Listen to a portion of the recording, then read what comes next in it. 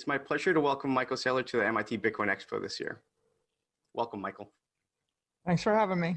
MicroStrategy has put a lot of effort into education. Can you expand as to why that is? Why not just buy HODL and just let it be? I think we're going through a paradigm shift in monetary economics. It happened at a low level for the past decade while Bitcoin was expanding at 200% a year. But since March of 2020, Bitcoin's been expanding at 600% a year plus. So it's the conversion of fiat money and analog money to digital money, the digital transformation of base layer money has accelerated dramatically. Bitcoin's now $1 trillion digital monetary network. It's the fastest growing thing in our lifetimes. It's the most powerful technology of our lifetimes. It's going to continue to disrupt every industry. It's going to change the lives of 8 billion consumers, of 100 million businesses, of every investor on the planet. It's going to impact the valuation of $500 trillion of assets. 99% of the world doesn't understand it. They think it's a fad. They think it's a bubble. They think it's a rally. They think it's a strange thing. And so if there was ever a thing that needed to be educated, or if there's ever an idea that needed to be introduced to society, and if it was ever good for people to learn a new thing, I would say that this year, this thing is the single most important thing of our lifetime. And so it's a worthwhile pursuit to explain to the world what Bitcoin is, what an open monetary network is, what a digital monetary asset is, why it's good for the human race, how it's going to change their lives, and why it would be irrational and tragic for them to dismiss it as another speculative fervor. You mentioned this paradigm shift, and previously I've heard you talk about how, with a paradigm shift, either the idea dies slowly or it takes like a shock in the system for it to, for people to adopt this new paradigm. So it seems like the pacifist way, right? To educate people into Bitcoin without having some drastic thing change in people's lives to adopt it. If you wanted to introduce electricity to every home in the world, then you would probably start by explaining what electricity is and why it'll make everybody stronger and better, and why it's safe, how to handle it safely. And the same would be true with the automobile or compressed air or hygienic running water. So they're all just requiring education. Luckily for us, the cost of education in the year 2021 is a penny, is minuscule compared to the cost of education even 20 years ago. So information moves quickly. This is an idea whose time has come, but it's a new idea, sophisticated idea, and it's going to be much rougher and more turbulent in its adjustment if people don't get their heads around what it is and how they should manage it. I think to that note, I've heard some people kind of refer to how, if you like Bitcoin, you're not patriotic, because it doesn't allow for the United States to, use the petrodollar system to do what it wants to do geopolitically. But I think for a lot of things you've just mentioned, I was wondering if you could expand to maybe how Bitcoin is actually patriotic and not unpatriotic to be holding and to be a part of.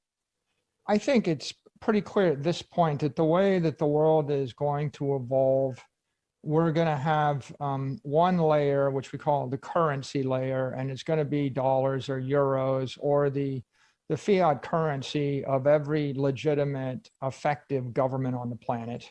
And there's going to be an underlying layer, a store of value layer called the asset layer. And that's either going to be pure base layer money, which is what Bitcoin is, or it's going to be a hybrid mixture of like an investment in commercial real estate or a stock that the people feel has a portion of asset in it and a portion of speculation in it. So that being the case, you're looking at 8 billion people on the planet, and the killer application is a mobile wallet like the Blue Wallet or the Moon Wallet or the Square Cash Wallet or Apple Pay, or fill in the blank. There'll be 1,000 of them downloaded on a mobile device. And that mobile wallet's going to have a fiat currency layer and a payment rail that moves probably dollars or the equivalent. And then underlying, there's got to be a savings account / asset layer. And that's going to emerge as Bitcoin. So I don't think Bitcoin is at all threatening to the dollar. I actually think that if we look right in front of our face, what's happening, the Argentine peso is collapsing. The Nigerian currency is collapsing. The Zimbabwe currency is collapsing. Probably the currencies in the weakest 50 countries in the world, they're all collapsing. And what everybody wants is they want to do their medium of exchange in dollars. And so the US dollar is actually going to spread on that Bitcoin base layer to Nigeria, Venezuela, all of Africa, half if not most of South America, all through Asia. Because if the government can't maintain a currency which is strong enough to be effectively pegged to the dollar, then it's going to lose control of the currency. So you see you've got three types of currencies. You've got the rich countries, Switzerland, UAE, Europe, Singapore. They manage to maintain parity to the dollar roughly because they're well managed and they have assets. Then you have the countries that are weakening and they're losing 20% of their strength against the dollar. And then you have the countries where the currency is literally collapsing, right? Lebanon, Iraq, of Afghanistan, there is no currency. So if you're interested in doing the best thing for the world, what you want to do is deploy this open monetary wallet with the Bitcoin as a base layer asset protocol, and then with a stable coin rail, which is probably the US dollar, because if you're going to go to a currency other than your local currency, you might as well just go right to the one that's 90% of the world.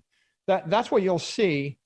You're either going to do that on a proprietary network like Square Cash or PayPal, like with compliant payment rails, or you're going to do it on an open network that's probably Lightning based, and it'll be open protocol because, maybe Square's not operating in Zimbabwe, right? Yeah. But if the Zimbabwe currency hyperinflates to 1 billion Zimbabwe, buys you less than a cup of coffee, it's pretty obvious you can't use that one. Mm-hmm. And so what are you going to use? You're going to basically flip it for the dollar. What we're seeing is Bitcoin as an open monetary protocol is making it possible for 100,000 Bitcoin banks to spin up in cyberspace. They're all going to settle with each other on the Bitcoin protocol. They're all going to do payment, billions of transactions and payments and other trust transactions on Lightning rails or other proprietary rails, settle with each other at a slower frequency. And this is the way that the best technology spreads to all 8 billion people. So coming back to the question of, is this good for the US? Well, it's good for the US dollar because the US dollar is going to become the medium of exchange for the next 3 billion people on the planet that currently are struggling to use the Zimbabwe, whatever it is, right? Or the Bolivar, right? Mm-hmm. So you'll see the US dollar moving on that Bitcoin base layer. It's also good for the US because the mobile wallet's coming to everybody on the planet, whether we like it or not. And if it doesn't sit on Bitcoin controlled and owned by American investors and American companies running on American technology, spreading American values, spreading the US dollar, it's going to sit on the Chinese yuan. Mm-hmm. Right? What happens if you don't want to spread the dollar to 5 billion people for daily payments? What are they going to use? Right? Yeah. I think when I got started in business, people used to say a really good marketing strategy or a good business strategy is one that you would hate to see your competitor pursue. Mm-hmm. So either US technology and fintech is going to be built on top of 21st century crypto asset network Bitcoin, or we're not.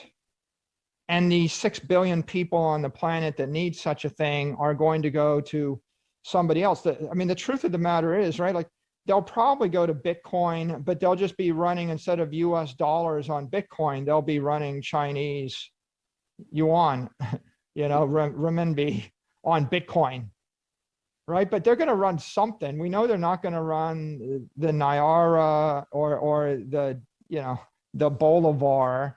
And in Argentina, the official inflation rate this year is 45%. The unofficial inflation rate is 85%. Wow. And that's 40%, plus last year, 40% plus the year before that. What are they going to do?